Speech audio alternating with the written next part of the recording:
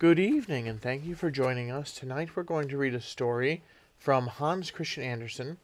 This is titled The Tinder Box. A soldier was marching along the high road. Left, right, left, right. He had his knapsack on his back and a sword at his side, for he had been to the wars and was going home. And on the way he met an old witch. Oh, she was horrid. Her bottom lip came right down to her chest. "Hello, soldier," she said. "What a nice sword you've got, and what a big knapsack. You're a proper soldier. Now you shall have all the money you want." "Thank you, you old witch," said the soldier. "Do you see that big tree?" said the witch, pointing to a tree which grew by the roadside. "It's quite hollow inside. Climb to the top of it and you'll see a hole, and if you slip through that, it'll take you right down into the tree. I'll tie a rope around your waist, and then I can pull you up again when you give me a shout." "What am I going to do inside the tree?" asked the soldier. "Get money," said the witch. "Now listen to me. When you come to the bottom of the tree, you'll find yourself in a big passage. It will be perfectly light, as there are over 100 lamps burning down there. Then you'll see 3 doors, which you'll be able to open as the keys are in the locks. Now, if you go into the first room, you'll see, in the middle of the floor, a big chest, and, sitting on top of it, a dog. He's got eyes as big as breakfast cups. But never mind that. I'll give you my blue checked apron, which you can spread out on the floor. Then walk quickly up to the dog, put him on my apron, open the chest, and help yourself to as much money as you like. It will all be copper. If you'd rather have silver, you'll have to go into the next room. There sits a dog with eyes as big as mill wheels. But never mind that. Put him on my apron, and help yourself to the money. And if you want gold, you can have that as well, as much as you can carry, if you go into the third room. But the dog that sits on the money chest in there has eyes as big as the round tower in Copenhagen. There's a proper dog for you, but never mind that. Just put him on my apron. He won't harm you. Then help yourself to as much gold as you like." "This doesn't sound so bad," said the soldier. "But what do you want from me, you old witch? Because you'll be wanting something, I expect." "No," said the witch. "I won't take a halfpenny. All you have to do is to bring me an old tinder box that my grandmother forgot the last time she was down there." "All right, then. Put the rope round my waist," said the soldier. "Here it is," said the witch. "And here's my blue checked apron." And so the soldier climbed up the tree, dropped down through the hole, and found himself exactly as the witch had said, in the great passage where hundreds of lamps were burning. Then he opened the first door. Ugh! There sat the dog with eyes as big as breakfast cups, glaring away at him. "You're a fine fellow," said the soldier, putting him on the witch's apron and helping himself to as many coppers as his pocket would hold. Then, shutting the chest, he put the dog back again and went into the second room. Dear me! There sat the dog with eyes as big as mill wheels. "You shouldn't stare at me so," said the soldier. "You might strain your eyes." And with that he put the dog on the witch's apron. But when he saw all the silver money in the chest, he threw away his coppers and filled his pocket and his knapsack full of silver. Then he went into the third room. Really, though, it was horrid. The dog in there actually did have eyes as big as the round tower, and they were going round and round in its head like wheels. "Good evening," said the soldier, touching his cap, for he never seen a dog like this before. Still, after looking at him for a bit, he thought, "That will do," and lifted him down on the floor. He opened the chest. Goodness gracious! What a lot of gold there was! He could buy all Copenhagen with it. along with the cake woman's sugar pigs, and all the tin soldiers and whips and rocking horses in the world. Yes, it was a lot of money.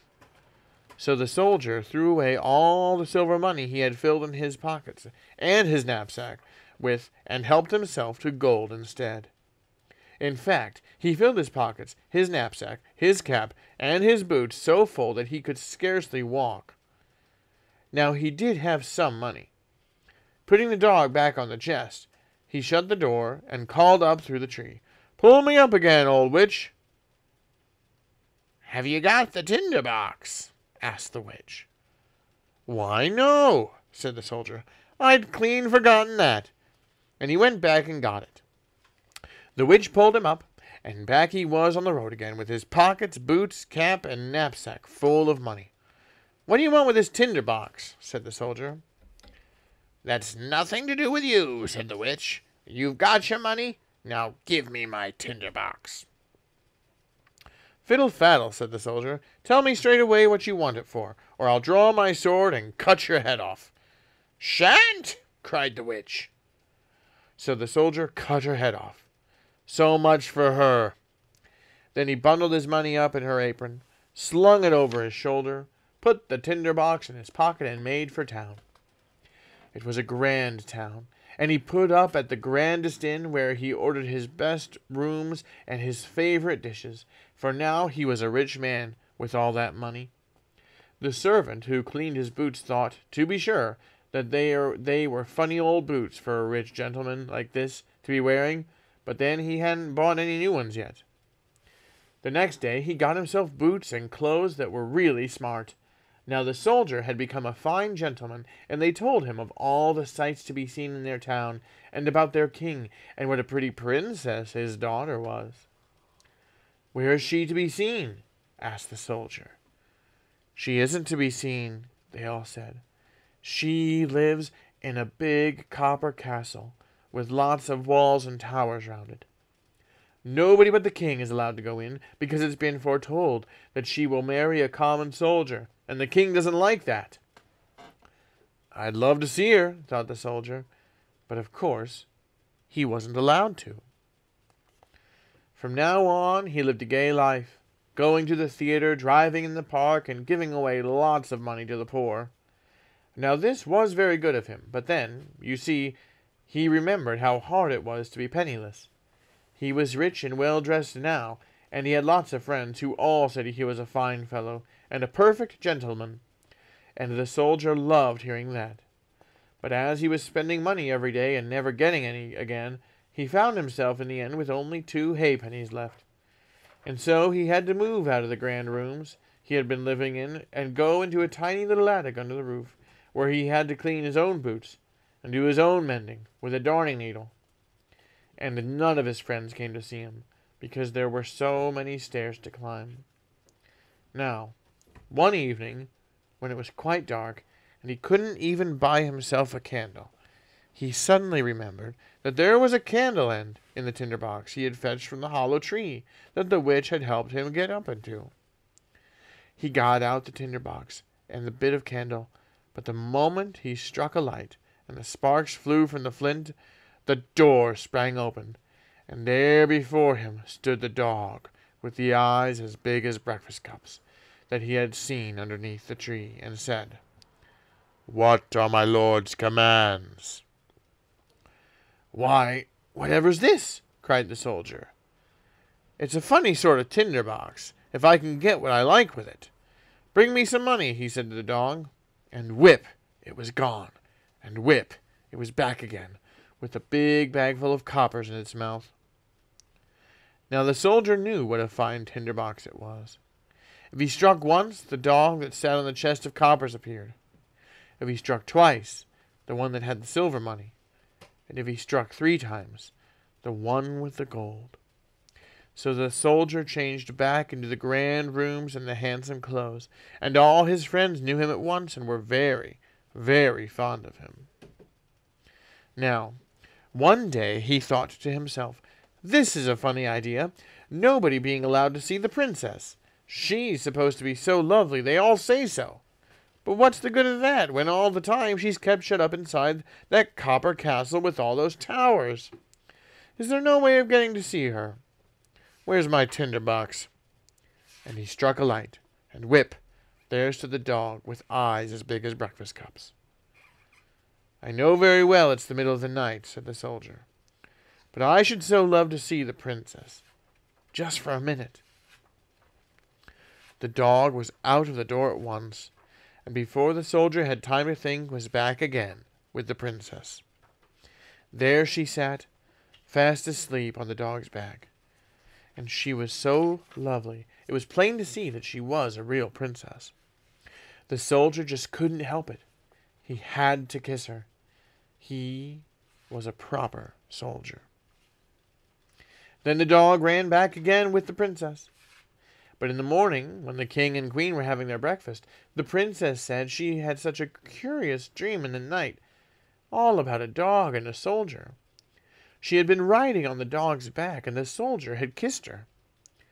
"That's a pretty tale, I must say," said the queen. And so one of the ladies in waiting had to sit up by the princess's bedside the next night to see if it was really a dream or not. The soldier wanted ever so much to see the lovely princess again, and so along came the dog in the night, and took her and ran off with her as fast as his legs would carry him.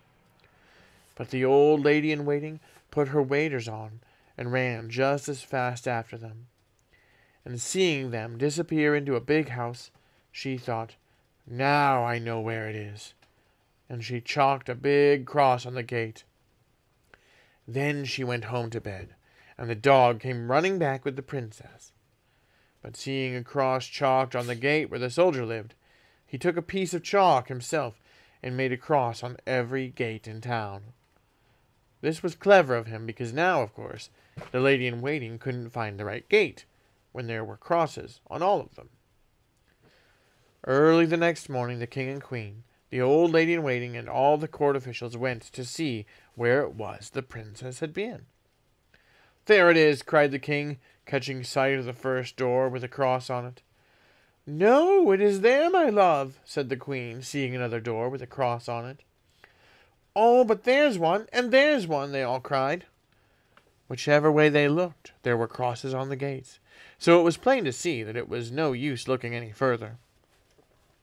But the queen, you know, was a very clever woman, who could do more than ride about in a coach. She took her big golden scissors, cut up a large piece of silk, and made a nice little bag out of it. Filling this with the finest buckwheat grain, she fastened it on to the princess's back, and she snipped a little hole in the bag so that the grain would trickle out and leave a trail wherever the princess went. That night along came the dog again, and putting the princess on his back, ran off with her to the soldier, who loved her so much, and wished he were a prince so he could marry her. The dog never noticed the grain trickling out all the way from the castle to the soldier's window, where he ran up the wall with the princess. And so in the morning it was perfectly plain to see the king and queen where their daughter had been going, and they took the soldier and clapped him in jail. There he sat. Ugh, how dark and dreary it was! And they said to him, "Tomorrow you are to be hanged." This was no joke, and what's more, he'd left his tinder box at his lodgings. In the morning, between the iron bars of his little window, he could see people hurrying out of town to see him hanged. He heard the sound of drums, and he saw marching soldiers. Everybody was running. Among the crowd was a cobbler's boy in leather apron and slippers, and he scampered along so fast that one of his slippers flew off, landing up by the wall where the soldier sat, looking out between the iron bars. "Hi, cobbler boy!" cried the soldier. "There's no need to be in such a hurry. There will be nothing doing till I get there. But look here. If you run round to my lodgings and get me my tinder box, I'll give you something for yourself, but you'd better make haste." The cobbler boy was glad of a copper or two, so off he dashed for the tinder box, and gave it to the soldier, and, well, now we're coming to that. Outside the town a big gallows had been put up, and round it stood soldiers and hundreds of thousands of people. The king and queen sat on a beautiful throne opposite the judges and the whole council. The soldier was already at the top of the ladder, but they were just going to put the rope round his neck when he said that a criminal before punishment was always granted some harmless wish. He would love to smoke a pipe of tobacco. After all, it would be the last he would get here on earth. Now the king didn't want to say no to this, and so the soldier took his tinder box and struck it once, twice, 3 times.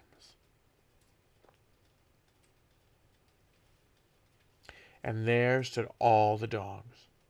The one with eyes as big as breakfast cups, the one with eyes like mill wheels, and the one with eyes as large as a round tower.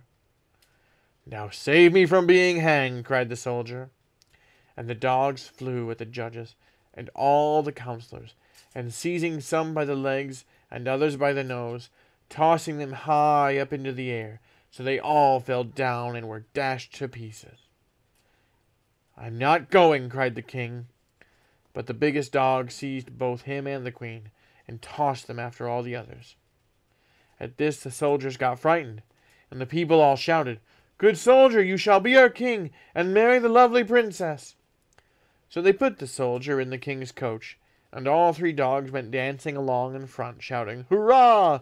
And the boys whistled through their fingers, and the soldiers presented arms. The princess came out of the copper castle, and was made queen, and that was just what she liked. The wedding feast lasted a week, and the dogs sat at table with the rest, and were all eyes.